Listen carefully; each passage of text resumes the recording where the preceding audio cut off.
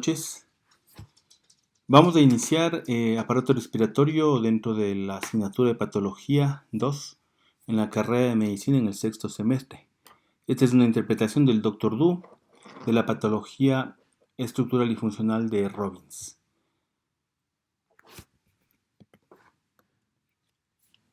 Los pulmones tienen la función más importante del cuerpo humano, que es el intercambio de gases entre el oxígeno y el CO2.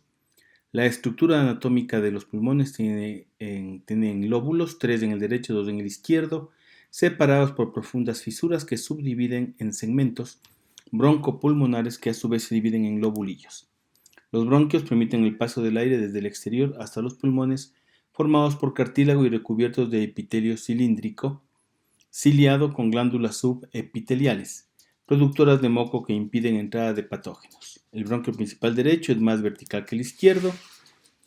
Por esta razón, los materiales extraños aspirados, como vómitos, sangre y cuerpos extraños, tienden a ingresar primero en el pulmón derecho. Las subsecuentes ramificaciones de los bronquios dan lugar a los bronquiolos, que se diferencian de los primeros porque no tienen cartílago. Siguen luego los bronquiolos terminales, que miden menos de 2 milímetros. El punto distal de este se denomina acino, que es esférico con un diámetro de 7 milímetros. Está formado por bronquiolos respiratorios que da lugar a varios alveolos con sus correspondientes conductos y sacos alveolares. Todo el árbol respiratorio está recubierto de células epiteliales cilíndricas altas ciliadas y pseudoestratificadas. La mucosa bronquial contiene células neuroendocrinas que contienen gránulos de tipo neurosecretor y liberan serotonina, calcitonina y péptido liberador de gastrina llamada bombecina. En las paredes de la tráquea y los bronquios, no en los bronquiolos, hay células caliciformes secretoras de moco. Microscópicamente, las paredes alveolares tienen red entretejida de capilares anastomosados entre sí, revestidos por células endoteliales, una membrana basal y tejido intersticial circundante. El epitelio alveolar es una capa continua de dos tipos de células de neumocitos tipo 1 aplanados, que son el 95% de la superficie alveolar, y los neumocitos tipo 2 redondeados, que es donde se sintetiza el surfactante. Los macrófagos alveolares, y tenemos los poros de Kohn, que se encuentran en las paredes alveolares, que permiten el paso de bacterias y exudado entre ellos. Las anomalías congénitas de los pulmones ventajosamente son raras. Tenemos a la hipoplasia pulmonar, que es un defecto de ambos pulmones y se debe a anomalías que comprimen el pulmón o impiden su expansión normal, in útero, como en una hernia diafragmática congénita y el oligodidramnios, que es mortal. Quistes del intestino embrionario anterior. Se presenta un quiste broncogénico que se conecta al árbol tráqueo bronquial. El secuestro pulmonar carece de toda conexión con las vías respiratorias. Hay irrigación sanguínea anómala. La telectasia se refiere a la expansión incompleta de los pulmones, como el colapso de un pulmón previamente insuflado, produciendo zonas pulmonares con carencia de aire. En los adultos se manifiesta de diferentes maneras: por reabsorción, por obstrucción completa de una vía respiratoria. El aire se reabsorbe y al disminuir el volumen pulmonar, el mediastino se desplaza hacia el pulmón atelectásico. Se debe a tapones mucosos, exudados de bronquios más pequeños, como en el asma, bronquitis crónica, bronquiectasias o en el postoperatorio, que por dolor el paciente no ventila adecuadamente. Por compresión se producen por acumulación de líquido, sangre, aire o exudados en la cavidad pleural. El mediastino se desplaza al lado contrario del pulmón afectado, en la telectasia por compresión.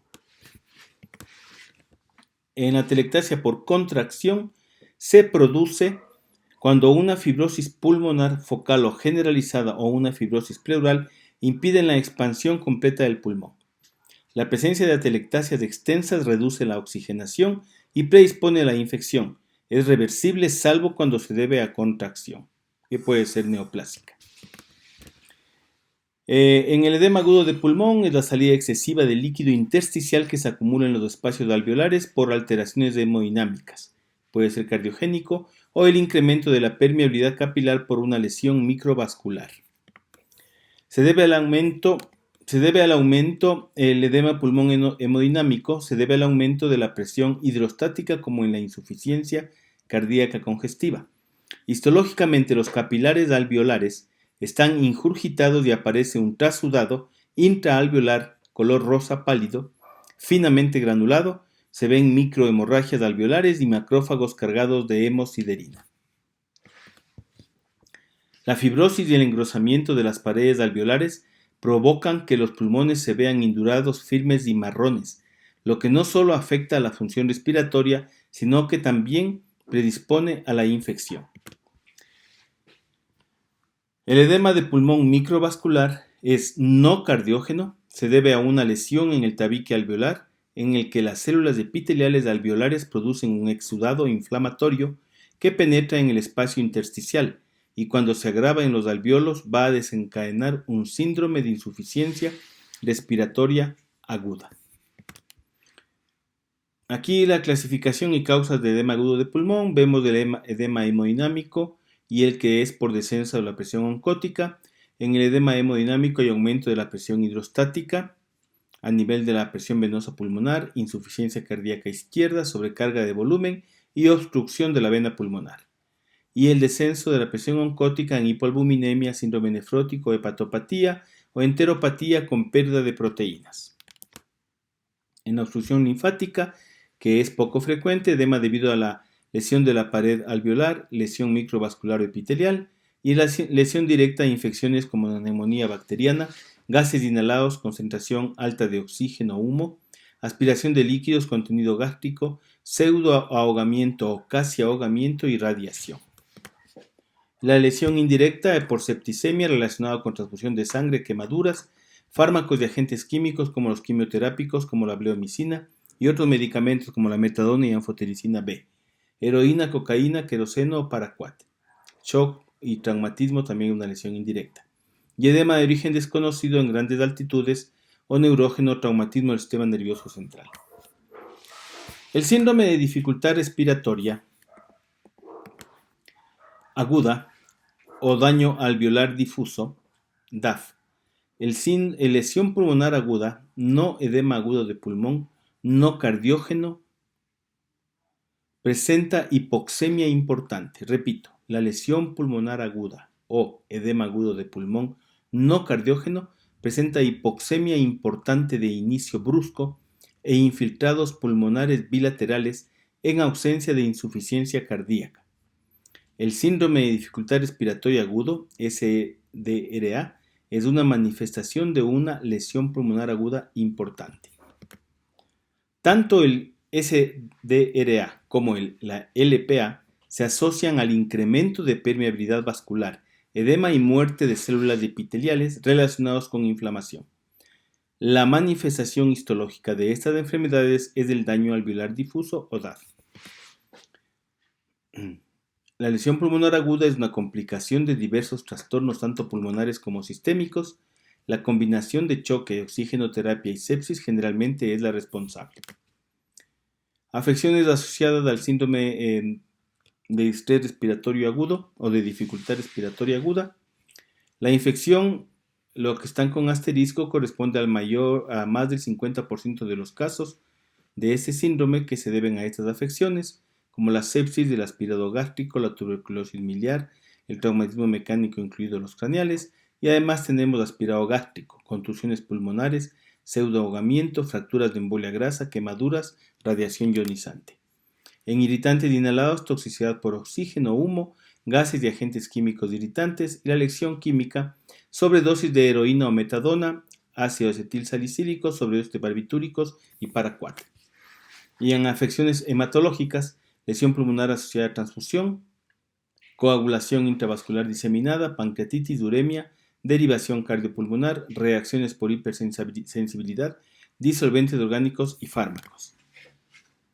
La patogenia de este síndrome con la lesión pulmonar aguda se inicia por lesión de neumocitos y endotelio pulmonar.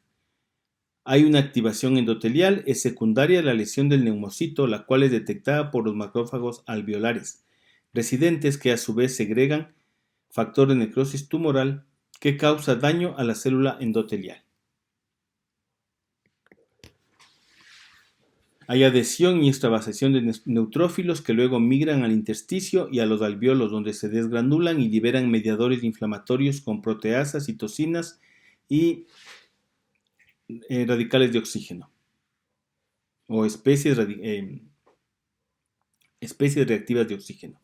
El resultado del reclutamiento y adhesión de los leucocitos, lo que agrava la lesión endotelial y trombosis local. Este ciclo de inflamación y daño endotelial se encuentra en la lesión pulmonar aguda y en el síndrome de dificultad respiratoria.